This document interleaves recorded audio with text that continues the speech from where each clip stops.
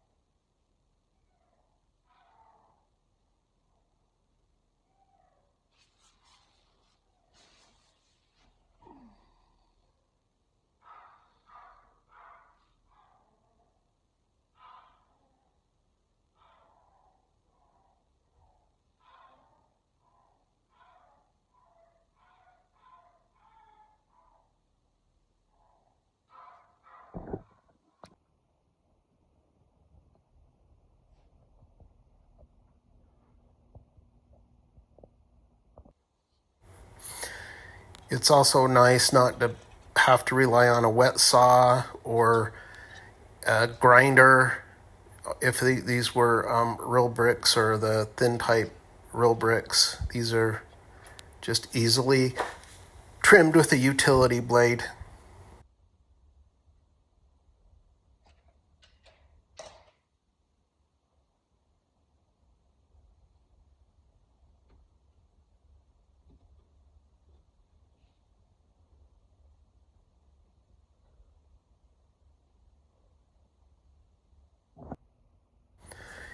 This video just shows the completed wall that I installed. The framing you can see on another video.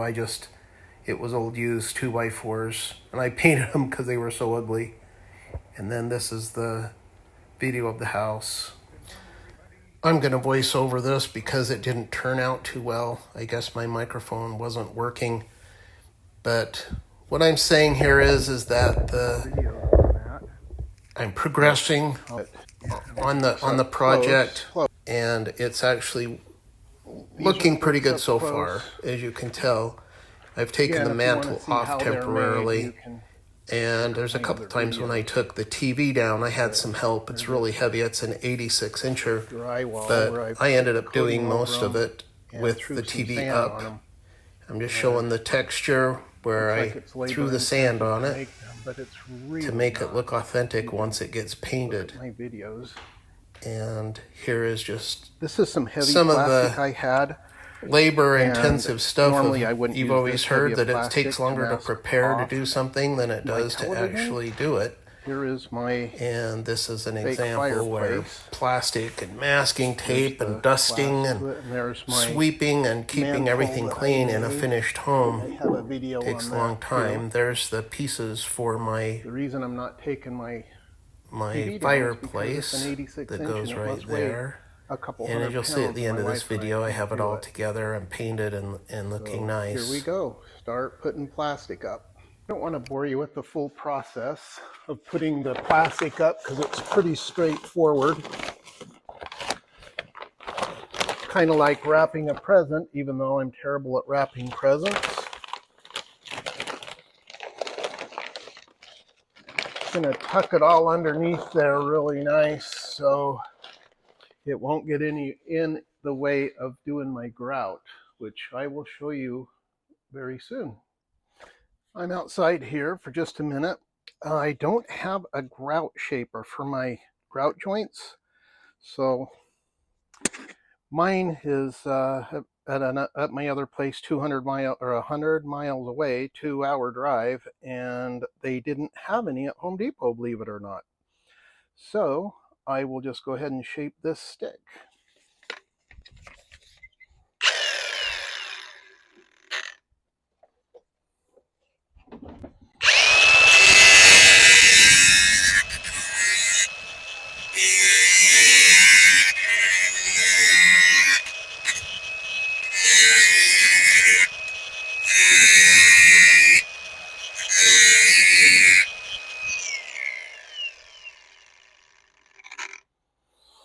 And also, believe it or not, I don't have a popsicle stick either. That's what I would have used. I think that is that's rough enough to where I can use some hand paper. Just going to shape it inside the shop here a little with some hand paper. This is pretty coarse. This is 50 grit. This is from a piece of my belt sander paper that had an unfortunate accident, and so instead of throwing that away, I try to recycle everything, mainly because I'm cheap. What's funny is my kids and my wife, they don't say I'm cheap. I'm the one that says I'm cheap, but I am cheap.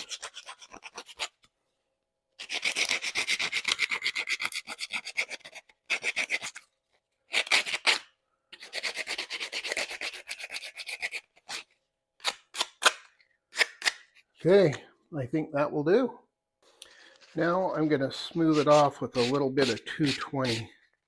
I don't know if this step is necessary or not, but my grout tool is pretty smooth, so I thought, well, someone smarter than me has decided that it needs to be smooth, so that's what I will do.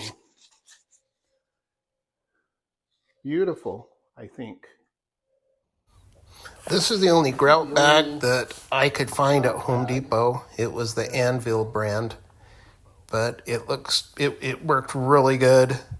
The tip of it is adjustable where you can cut a little bit and make it bigger, but I wanted to keep it the way it came stock first. And the stuff I like to use is the same stuff that you put the veneer on with if you're using exterior stone veneer. I didn't use it, obviously, to install my fake bricks, but it says right here you can use it for grout too. And I like it because it has an additive and it doesn't seem to crack like if you just simply get mortar. All of this is pretty standard. You've probably seen it 100 times on YouTube. I'm just going to put a little bit in at first. See how it goes with the grout bag. I've definitely done the grout bag before, but I just want to double check so I don't mess anything up. Add a little bit of water, and I prefer this kind of paddle over the other kinds. My trusty Milwaukee drill.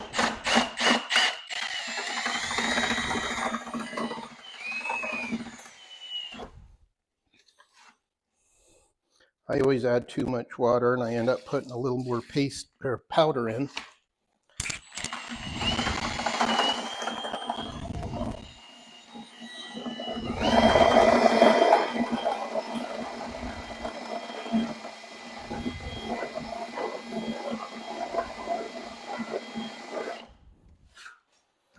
Okay, that is a little too runny, but I like to let it, I think they call it steep, for maybe 5 minutes. It allows all of the powder to fully absorb the water, and then if it needs some more, then I'll put more water in or more powder in.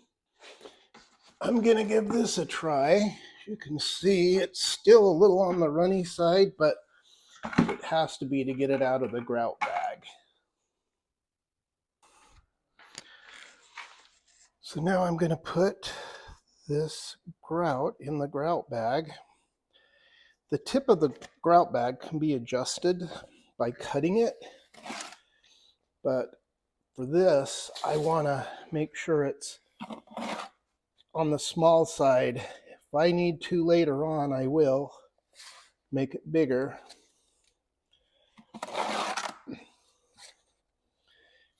Those of you who have not used one of these bucket trowels here, bucket knives, you got to give it a shot. They work pretty good. They follow the contour of the bucket. It seems like you get more out. And you go like this, then you squeeze it on the brick.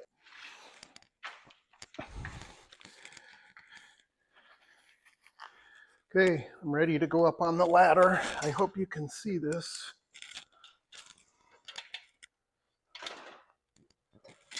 Let's see.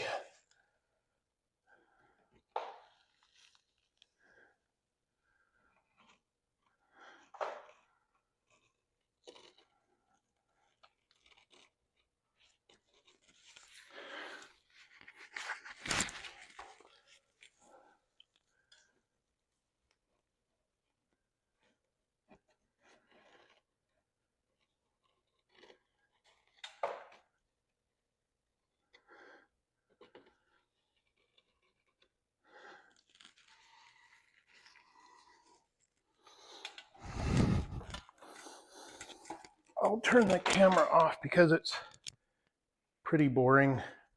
I will show you some close-ups when I get lower.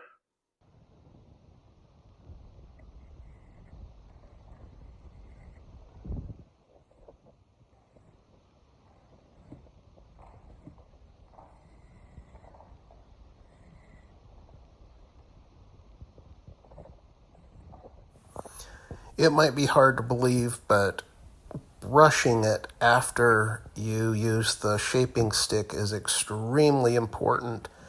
Otherwise, it looks like you used your finger, or it doesn't look like real brick. And so always brush it.